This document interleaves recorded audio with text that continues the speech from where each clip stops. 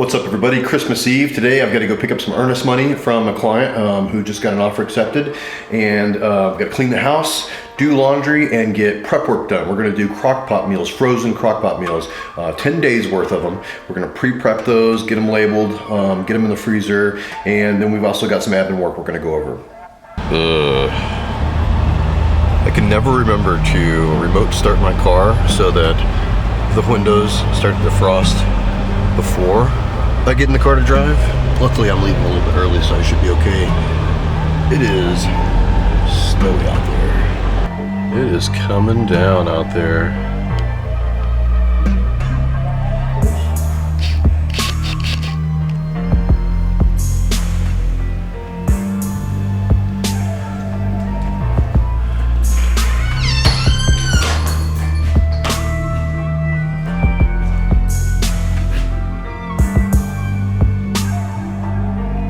Looks like we're probably gonna have a white Christmas. Hey, what's up, guys? Okay, so picked up the Earnest money and I want to talk to you for a second about what Earnest money is. So when you put an offer in on a house, you're going to make a deposit. That deposit is generally held by the listing agent, and it's put into a non-interest bearing trust account. Just sits in this account until closing, then it's credited to your closing, so it gets applied to your down payment or closing costs or whatever those items end up being.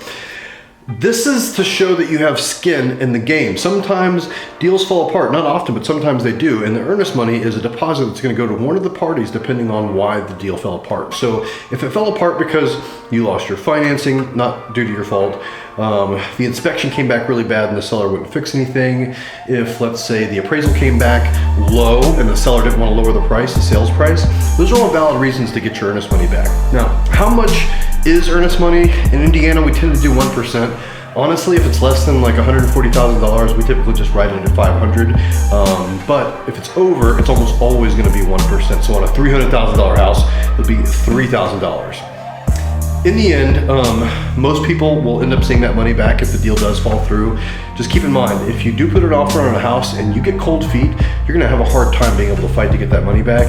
And there's really not very many courses that you can take to get it back other than going to court, which could take months and cost you a lot of money. So usually you want to make sure if you're putting in an offer on a house and you're writing that Earnest money check, you're very serious about purchasing that house. All right, guys, I told you I was doing meal prep. Just to show you what this looks like, we get these gallon-sized Ziploc bags and we prep our meals for the next 7 days, right? So these go into the freezer. One stays out for dinner the next day, obviously, but what ends up happening is you pull it out the night before, it will defrost, especially if you lay it nice and flat, like that right there.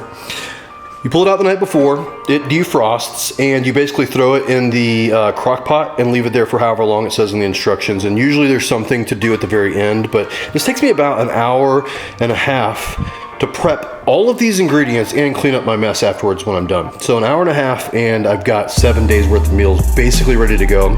You'll see most of these have instructions. Let's see if we can focus here a little bit. Yep, so it just says like cook it 6 to 8 hours, and then when it's done, top it with cheddar cheese and tortilla chips. Some of these have you putting it on biscuits and slices of bread for the soups. Sometimes you're just serving it with broccoli and rice. But basically this gives you 7 different very easy meals. It takes an hour and a half, and it's gonna shave hours off of your week, not only in the cook time that you're gonna do, but the running back and forth to the grocery store to pick up ingredients for various meals. So definitely recommend you guys move to a crock pot style dining situation if you're very busy, and prep your meals for a week so it's a lot easier for you to get through them.